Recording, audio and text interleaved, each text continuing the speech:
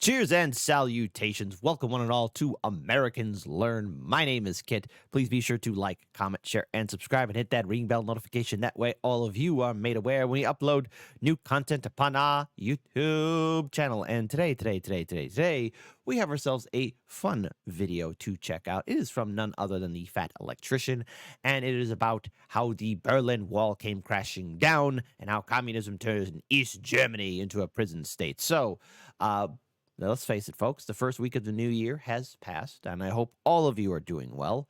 I actually had a wonderful New Year's Eve. I hang out with some friends and family. So, or not, well, just more so with friends. Most of my family's all over the country. So, yeah. So, without further ado, I hope your new year and the first week of the new year has been very prosperous for you.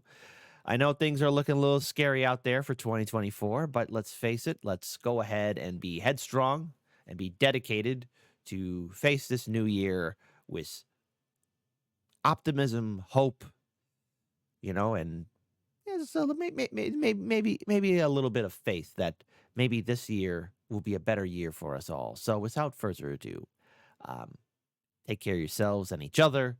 Support the Fat Electrician. Follow him on all of his social media. Follow him on all of his platforms because that's the right thing to do. The original link to this video is, again, in the description box below. Be sure to like, comment, share, and subscribe for our video as well. We got some great videos lined up for the new year, and we hope to keep on building this channel, to keep on getting our learn on. So, since I'm in charge of the ones and twos, grab yourself a tasty snack and a tasty beverage, and let's check this video out in a 3, a 2, a 1. People are probably going to get mad and call this video propaganda, but in my defense, it's not my fault. The only thing you have to do to make anti-communist propaganda is to open a history book and start reading it out loud. Today we're talking about the Berlin Wall. It is one of the greatest examples of capitalism versus communism, East versus West, hungry versus fed that the world has ever seen. But first, a word from our sponsor. This video is brought to you by Operation Good Boy. It's a monthly subscription box. It's got all kinds of good dog. Okay. Yes. Don't puke in my office, please. Maybe we can get a treat in a second if you don't puke. Okay, hang on 1 second. You've ruined my intro. Anyways, it comes with all kinds of cool stuff for your dog. We've got The dog's all right. He's doing good stuff. dog poop picker-upper bags. We've got a little doggy first aid kit. Oh. We've got daily multivitamins for him. Yeah. We've got Mushu's favorite, the TRE, the treats ready to eat. These are made right here in America, and Mushu is a big fan, right? Give me a Yes. Shake. Good, you didn't puke. Wonderful work. Go ahead. Good job. So yeah, if you've got a dog, go check out Operation Good Boy. I'll have a link and a discount code in the description down below. Let's get back to the video. All right, a couple of weeks ago, we talked about the biggest logistical flex 10 out of 10. Give a thumbs up for the dog. I better see some dog emojis. of all time, that being the Berlin airlift, when the USSR tried to blockade off West Berlin to force them to become communist and to join the USSR, and America and the UK teamed up to deliver them supplies using only cargo planes, landing a cargo plane into West Berlin every 2 minutes, all day, every day for 15 months straight. Wow. Feeding and supplying an entire city with 4.6 billion pounds of supplies. If you want to watch that full video, I'll have that linked right here. If not, that's fine. Here's the bare minimum background info that you need. Right after World War II, Germany was basically split into two pieces. You had the Western powers, America, the UK, and France, controlling the western half of Germany, and you had the USSR controlling the eastern half. And here's where that gets weird. They did the same exact thing with the city of Berlin, where the West controlled the western half and the USSR controlled the eastern half, except Berlin was 100 miles into the USSR territory. And this is why the USSR blockaded off West Berlin and tried to force them to join, because they didn't want a little speck of capitalism in their communist utopia. But the West isn't about to back down from a challenge, so America and the UK team up, Wonder Twin powers activate, they launch the Berlin airlift, they feed an entire city using nothing but cargo planes, and after 15 months, the USSR is finally forced to end the blockade because they can't afford to try to stop them anymore. So 1949, the roads and railways to West Berlin open back up and everything goes back to working exactly how it was supposed to, and this is where the story really begins. From 1949 to 1951, we had what was known as a green border between East and West Germany. And it's interesting to look at that because I kind of forgot this here, but it looks like, unless the video corrects me, but it looks like West Germany had its own capital. I think they say Bonn is the capital of West Germany, and East Berlin obviously being the capital of East Germany. Obviously, Western Berlin was just maybe more of just a bastion there, just in case. I don't know. Maybe we'll learn more about that. That's something interesting.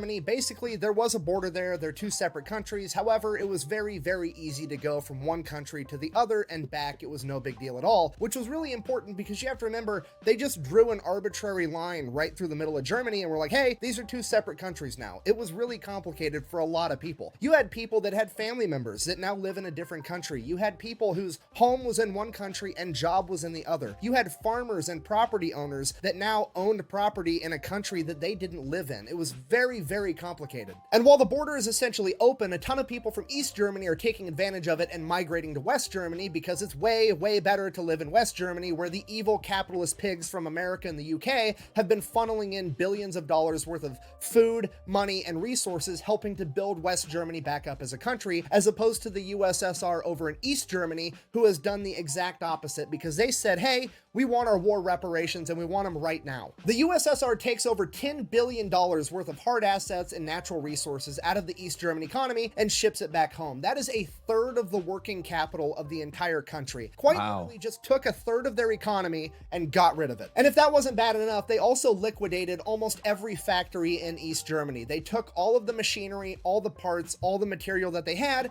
and shipped it back home to the USSR. Not only have they stripped East Germany of all of their product, they've stripped them of their ability to produce. They can't even work themselves out of this difficult situation. Because of this, understandably so, people start leaving East Germany in droves. Now, by 1952, the USSR identifies this problem, understanding, oh shit, obviously our policies aren't very popular. We should probably do something about that. The only question is, what are we going to do about it? Do we build a wall? New policies that incentivize people to stay, making them want to be there and making them want to be a productive member of this society? No, absolutely not. We're going to go with option B, old reliable, good old-fashioned human rights violations. Okay, so here's the plan. We're going to shut down the border between East and West Germany. We're going to build a wall or a fence. And I know what you're thinking, walls don't work. Well, if the wall doesn't work, you know what is going to work? The landmines that we put on the other side of it. And if that doesn't work, we're going to get guard dogs. And if the guard dogs don't work, we're going to put up a bunch of guard towers and we're going to have over 20,000 men with guns watching the border 24/7. Jesus. And they have the authority to shoot anyone trying to escape on sight. Now, obviously, there's one glaring hole in this plan. What if somebody is able to get past the wall, navigate through a minefield, evade the dogs, and they get seen by the guard, but because the guard is an East German and he probably doesn't want to be in East Germany either, what if the guard just doesn't shoot him and lets him go over to West Germany? Well, that's where the giant sand pit comes in. We're going to line the entire border between East and West Germany with a 30-foot wide pad of sand. And that way we'll be able to see any footprints when somebody runs out of East Germany into the West. And holy then cow, we're going to know that somebody escaped and we're going to hold the guard on duty for that sector responsible, and then he's going to get in trouble. Buh! Having a very secure border isn't a human rights violation. Buh! Well, right, when you're using it to keep people out, but when you're using it to keep people in, it's absolutely a human rights violation according to the Universal Declaration of Human Rights. Let me just read that. Well, that's one way to build a wall. A very horrific, scary wall.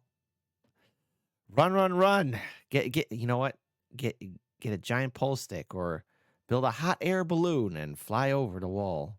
That for you. Article 13, Section 2, quote, everyone has the right to leave any country, including his own, and return to his country, end quote. So yes, turning an entire country into a prison and refusing to let anyone leave while you oppress them is in fact a human rights violation. However, to be completely intellectually honest, I do have to tell you that the Soviet Union is one of only 3 nations that refused to sign the Universal Declaration of Human Rights, and they refused to sign it specifically because of Article 13, Section 2, which I just read to you. They basically said that they would only consider signing it if this was added to the end of Article 13. Quote, in accordance with the procedure laid down in each country, end quote. They were unanimously declined because that would ruin the entire point of Article 13, which would basically just mean that, yeah, you have a human right to leave a country unless that country tells you you can't. So what's the point of even having that as a human right? So the border is pretty much completely shut down. The only exceptions to that are the fact that you can apply for a visa to leave East Germany. However, it's very expensive. You get interrogated by the government, and the only people to actually get these visas awarded to them are people that are working on behalf of the Communist Party or somebody that is obscenely rich and is for sure coming back anyways, which seems like a weird hypocritical policy for a communist regime whose ultimate goal is to have a moneyless, classless society where everybody is treated equally.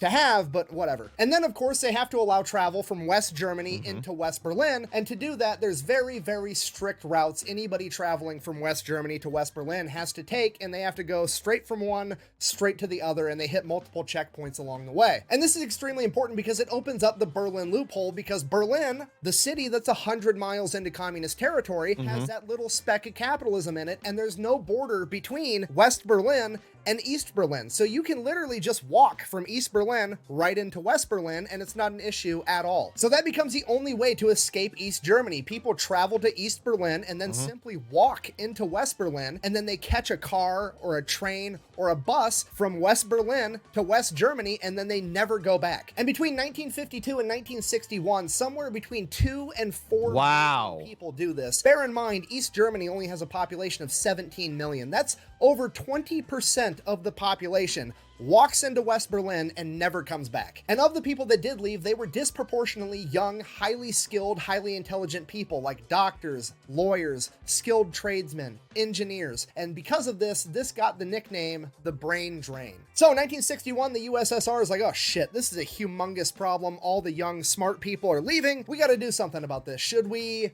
I don't know, incentivize highly successful young people to want to stay here? Nah.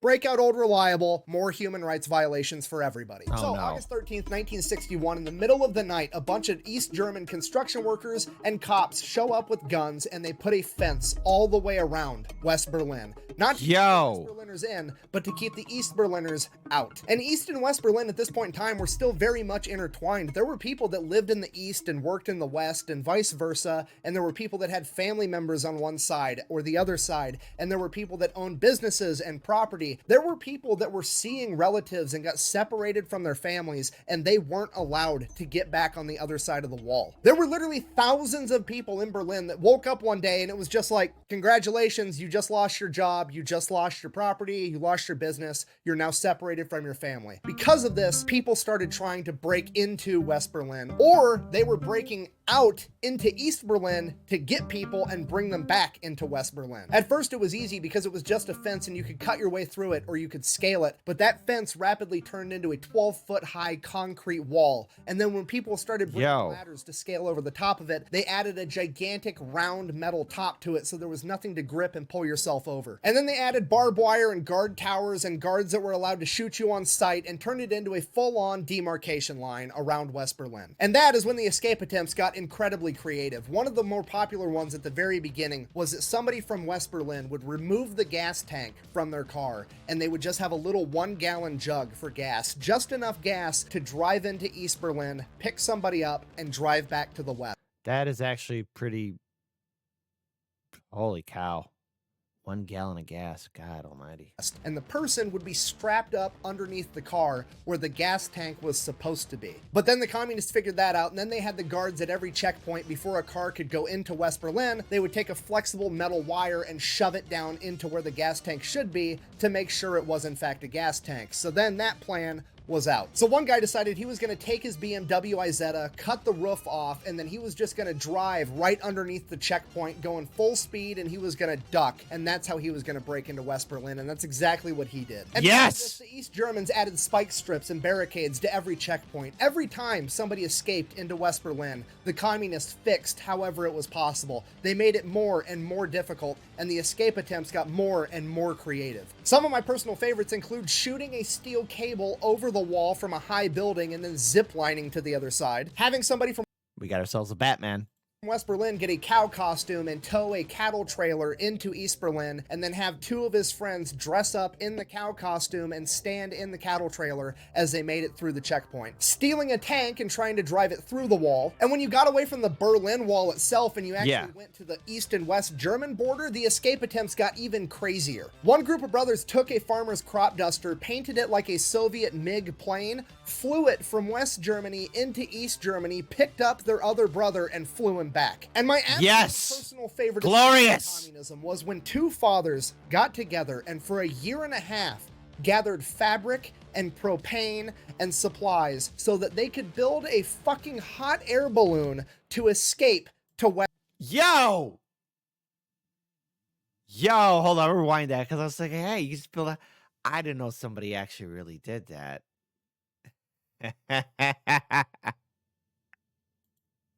gathered fabric and propane and supplies so that they could build a fucking hot air balloon to escape to West Germany. Okay, I'm Good. gonna say that again, but a little bit slower. 8 people, 2 families, 2 fathers, 2 mothers, and 4 children escaped communism using a hot air balloon. Do you understand the gravity of what I've just told you? Because as a husband and a dad, it speaks volumes to me that 2 men in my situation got together, looked around, and said these living conditions are so horrific that the Good. best bet for me and you and our wives and our kids is to secretly gather up a bunch of cotton fabric, aka flammable shit, sew it into a balloon, attach it to a wicker basket, more flammable shit, and then propel it with a fucking flamethrower as we try to get away as fast as the wind will take us while the guards are shooting at us. Okay, look, all I'm saying is I've never seen anybody that determined to escape capitalism. That's all I'm saying. But that's not real communism. Of course it's not, because it's never real communism whenever something goes bad. But whenever something goes bad under capitalism, it's 100% capitalism's fault, and we should get rid of it and do communism instead. Granted, communism every other time we've tried it's ended in genocide and murder and human rights violations, but hey, I'm feeling it this time, guys. We're this close to just 1, maybe 2 more genocides, and we're gonna have that communist utopia. We should keep trying. I need a beer, Jesus. Which is why I also call into question, maybe it's a little bit off topic, but Gene Roddenberry's vision of the future for Star Trek, or at least the Federation. As much as I think the Federation is an interesting concept, the more I look at it, it just doesn't work. And that's why I'm a huge fan of Deep Space Nine, because all that is called into question, especially when Cisco says it's easy to be a saint when you live in paradise, but if you're out here, you have to survive, you have to struggle. And I'll never forget when Cisco's son Jake was asking Nog like for like money and stuff, and Nog was like, "Well, wait, the Federation doesn't believe in money, and why should I give you any of my latinum?"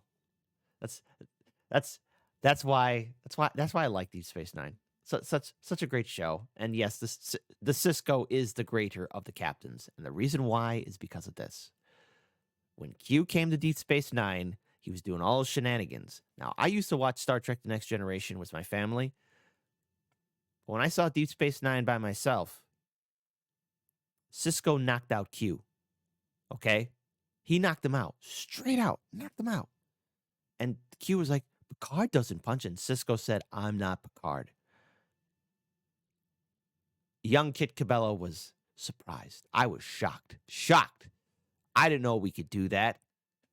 I stood up and I applauded, and that's the last time Q ever showed up on Deep Space Nine. I promise you that.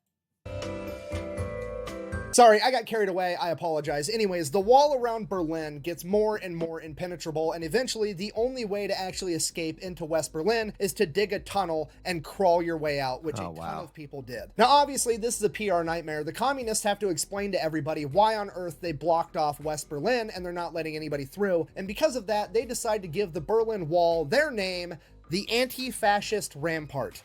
Fascism, obviously referring to Nazis, which makes this, I believe, one of the first historical appearances of the unfortunately still prevalent line of thinking that anybody that disagrees with me or how I live my life or my politics must be a Nazi. Yeah, that was the official stance of the Soviet Union, basically accusing every Western power of being a fascist regime and saying they built the wall to, quote, protect against fascist elements conspiring to prevent the will of the people, despite the fact that the apparent will of the people was to leave their communist regime, but whatever. Just excuse me one more time. I'm so sorry. I just have to Google something real quick. How to recognize a cult.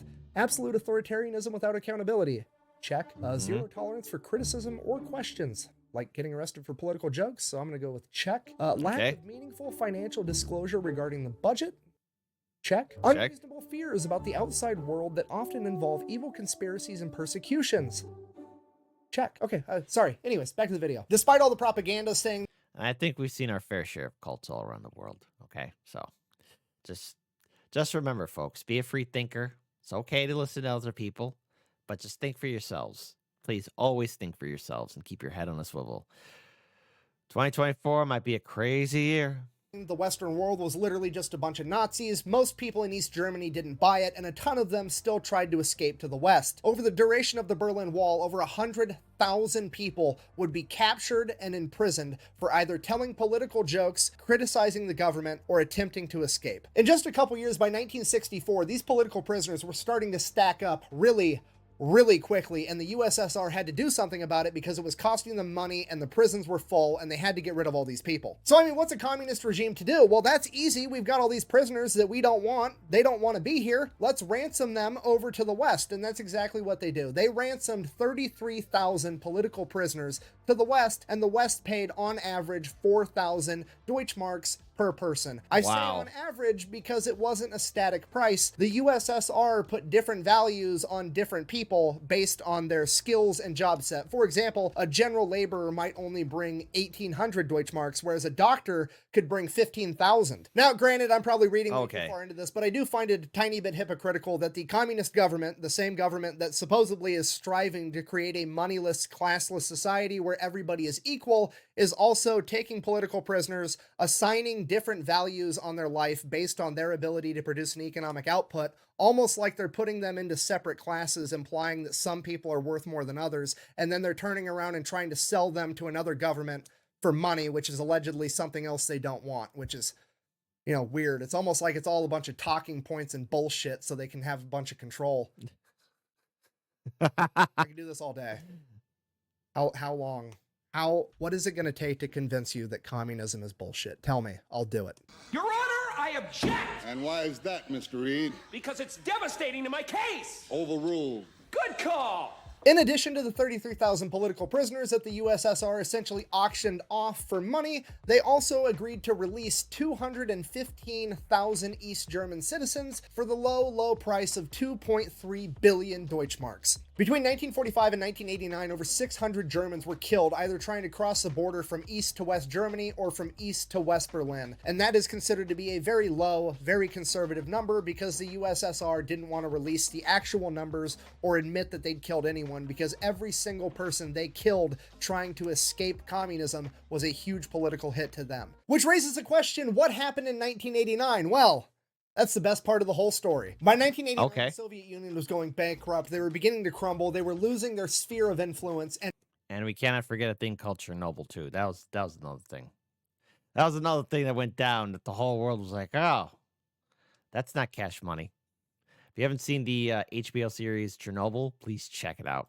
More and more civil unrest started to occur. And by November of 1989, in East Germany, there were protests, people demanding that they had the freedom of speech, the freedom of expression, the ability to critique their government without getting arrested, and most importantly, the freedom of travel. The communist government knew that they had to give the people an inch before the people turned around and took a mile, and the 1 inch they were willing to give them was they were going to get rid of the travel ban and finally start granting people visas. They weren't going to charge them money, they weren't going to have some special circumstance to do it, and most importantly, they were actually going to approve people and they were going to do it quickly. These new travel regulations were drafted on November 8th, they were going to be announced to the public on November 9th on live TV, and on November 10th they would go into effect and people could show up to the passport office, apply, and ideally get accepted and have the freedom to travel west. And that's kind of what happened. November 8th, the new regulations get drafted. That's fine. November 9th, they hand the new regulations to a government spokesperson by the name of Gunter Schabowski, and he's going to read them on a government press conference on live TV. He didn't have time to read through all the papers. Nobody took the time to explain it to him. So on live TV, he just kind of wings it. We'll do it live!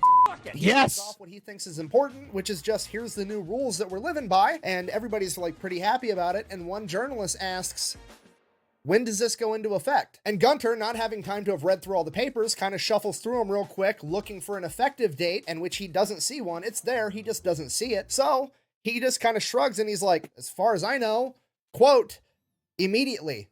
Without delay. Das tritt nach meiner Kenntnis ist das sofort.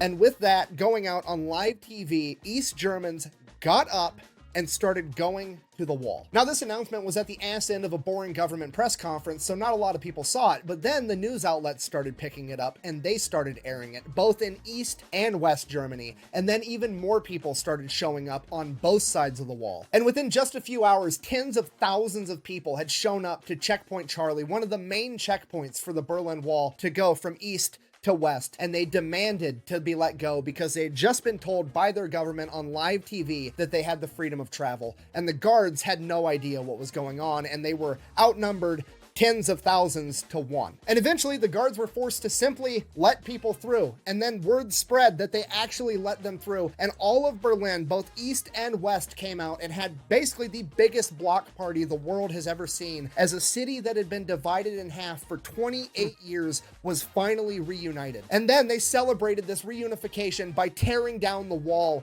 that had separated them for so long. In conclusion, Germany after World War II is the closest thing to a controlled experiment that you can have, pitting capitalism against communism to see which one would triumph in real life. They took one country with one people, divided it down the middle, and gave each a set of rules to live by. And while capitalism is far from perfect and it has a ton of things that we can improve upon, I think the results of this experiment speak for themselves. Thank you for watching. Best way to support the channel is go buy some merch at thefatelectrician.com. Quack bang, out.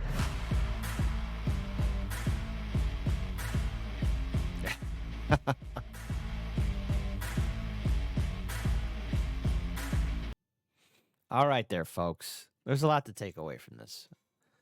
Obviously, with the aftermath of the Second World War, Soviets, after what they dealt with the Third Reich, were kind of out for revenge, you know. And let's face it, Germany and many other countries too would be pieces on a board between the East versus the West. Now, when we look at Germany and how it was divided, we have to remember that with all wars, they do come to an end, and then people do have to carry on with their lives.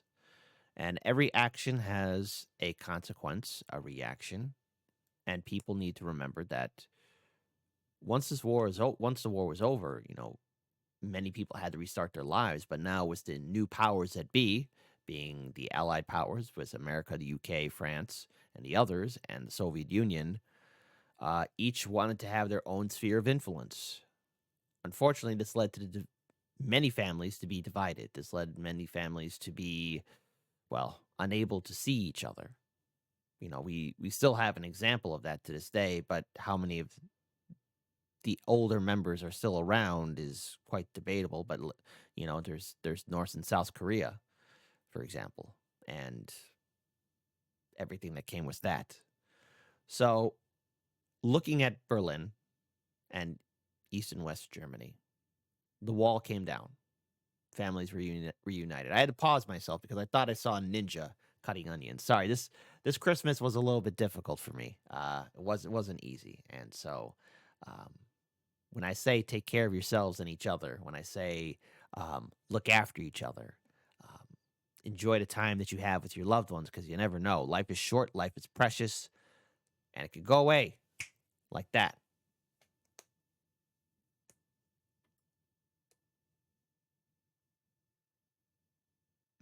Sorry, had to stop there for a second. Just it's just important that you spend time with the people you care about. It matters.